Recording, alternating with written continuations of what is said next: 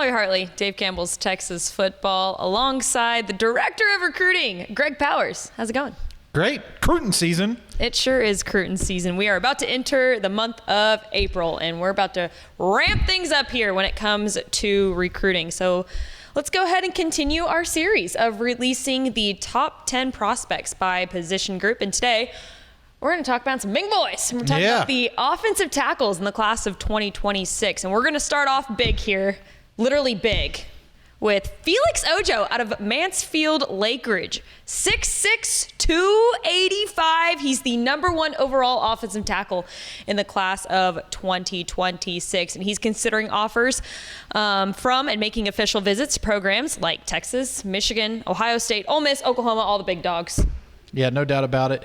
He's a freak show. He's a great basketball player, and I think that shows through on the tape because he can mirror defensive ends and completely lock them down, cut them off from getting to the quarterback. True left tackle potential, and that's why all of the top-tier colleges across the nation are chasing his commitment. They want his signature on a letter of intent ever so badly, and you're noticing a trend in today's college football where these top offensive tackles, they're some of the most highly paid guys throughout the NIL deals that you're seeing cut and made now. So I think the future's pretty bright, not only for Ojo on the field, but off the field. Well, and another guy that's also kind of racking in those offers too, and it seems like the whole nation kind of has their eyes on this kid too, and it's Prosper offensive tackle Zaden Krempin checking in at #2 in the class of 2026. 6'5", 270. He was named the 6'6" offensive line MVP and is considering offers from SMU, Texas, LSU, Michigan, Ohio State, and more. And I think he just came back from Ohio State last week. Unofficial visit, I think. Yeah, he spent a couple days there, and it seemed like the Buckeyes may have piqued his interest a little bit. That was a fun picture he posted with Ryan Day. Zaden Krempin casually had his arm around Ryan Day, and I remember seeing that picture. I think we were at Prosper, so we went to Prosper. A little bit more on that later, but we went to Prosper, and Zaden was still on his trip to Ohio State. So we did miss Zaden Krempin while we were at Prosper, but that photo came across my socials whenever we were there. And I thought, man, he makes Ryan Day look small. And two, like, that's pretty, like, you just can't, like, I don't know if I could have been able to pull that move off. Ryan Day seems like one of those tough, like, maybe that's just me from now. He seems like a tough, edgy coach. Definitely. But Krempin's a freak show. He's the most offered player in the state of Texas, and I'm going to double down on some comments that I've made previously. He's one of the most complete offensive line prospects that I've seen since Jake Matthews in this state. Reminds me a lot of Kenyon Green from Humble, Atascocita, who went to Texas A&M because he can play outside in or inside out. He can play anywhere up front. I think that he is a guy that can come in and contribute early because he's pretty technique sound. He's good in the weight room, so his strength numbers are where you want him to be, and he has the ability to add to his frame pretty quickly, I think. I think if he moves inside, he's going to have to add some weight to his frame, but I don't think he's going to have a problem at all doing that. He easily passes the eyeball test, and over 50 colleges agree with me. Oh, yeah. Over 50 offers for Zaden. Yeah. And that's actually crazy. FBS offers, which is even crazier. Well, I got to see him actually firsthand at the Next Level Athlete Camp in Dallas a couple months ago, and he's the real deal. He was the overall MVP there. Overall MVP at the Next Level Athlete Camp in Dallas, and there's a good reason why. And obviously, colleges taking notice of that. At #3, checking in, we've got Flower Mound offensive tackle Drew Evers. I got to talk to him as well. 6'4", 285. He earned District 5-6A first team all-district honors and is considering offers from programs like SMU, Texas A&M, Ohio State, Penn State, and more. And when I got to talk to him, we actually did a sit-down interview with Drew for our first Rising episode a couple of weeks ago. And he seemed like he liked Texas A&M a little bit. You're going with A&M? I'm going with A&M a little bit. Both of his parents went there.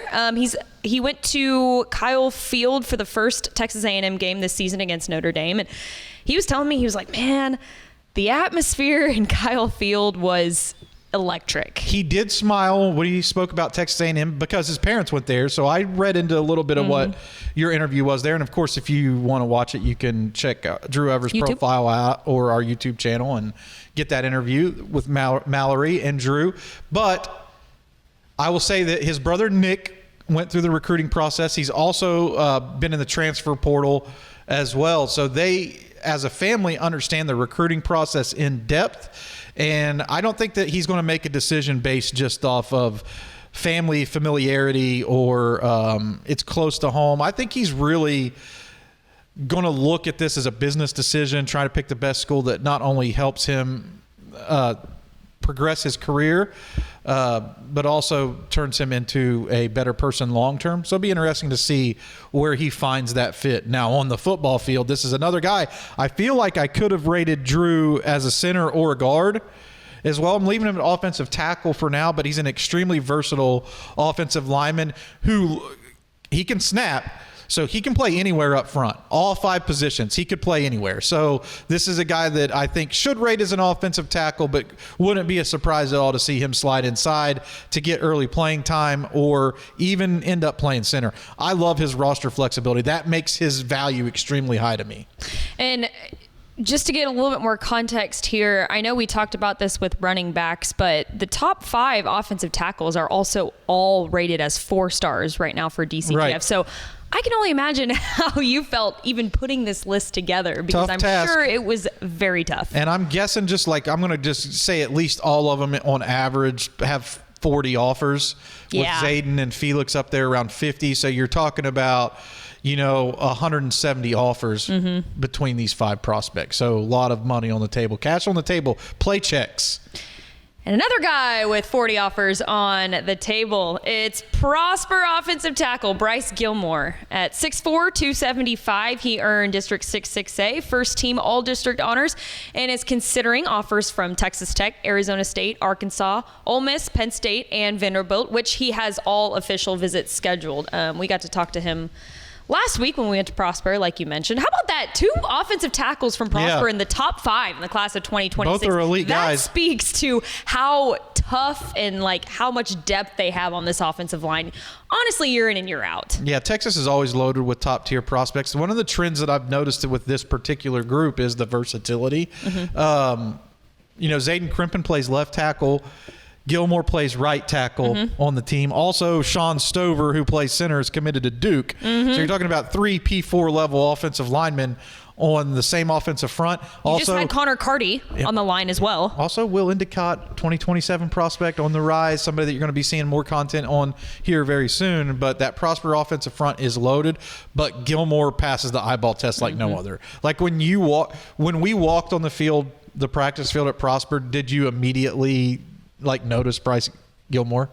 Yeah, because I had to. Other than the fact that they were other than the fact that they were away at the end, but he did a rep and then walked back towards the camera, and I was like, monster. Easily, this dude's a monster. I'll be interested to see where he ultimately signs, because I think there was a crystal ball projection on him Arkansas. Texas Tech has done a tremendous job in his recruitment. I walked away from that interview feeling a little like it could be open. What were your thoughts? So the last question that I asked him about all 6 of his official visits and what makes each program special. You can check that out on youtube.com or Dave Campbell's. What is our handle? youtube.com/Dave Campbell's TF. There it is, YouTube. Well, it's on, TexasFootball.com/recruiting. Check out his profile while you're there. There you go. Yeah, I love that. And the last question that I asked him was, what are you specifically looking for when it comes down to your final decision? Which program is going to offer you that nail in the coffin? Do you remember what he said? I've got the quote right here. It says, it's going to come down to the offensive line room and building those relationships with coaches and teammates. That is what I'm looking for. So to him, relationships are really important. And his dad played in the league. He played at Midwestern State for college, and then he played a couple of years in the NFL too. So something about him, for some reason, whenever we were going through his list after we got back into the office, and we just closed our eyes. I don't know. I do this game where I close my eyes and think about envisioning some of these guys in the jerseys and whether that's going to come true or not. For some reason, Penn State seemed like a fit. I don't know. I don't know why. And I said that out loud, and you were like, "Yeah," but I don't know. That was just no inside information.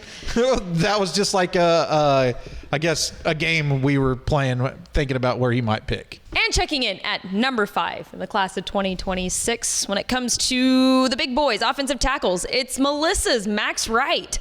6'8", 310 pounds. He earned District 4 5A Division II second team All-District honors in 2024. And he's already made his commitment to the University of Texas. Despite being giant, 6'8", I still think he could also move inside. I think he has a lot of flexibility from positional standpoint because he is overpowering at the point of attack. So strong. And that's the first thing that jumps out to me on his tape.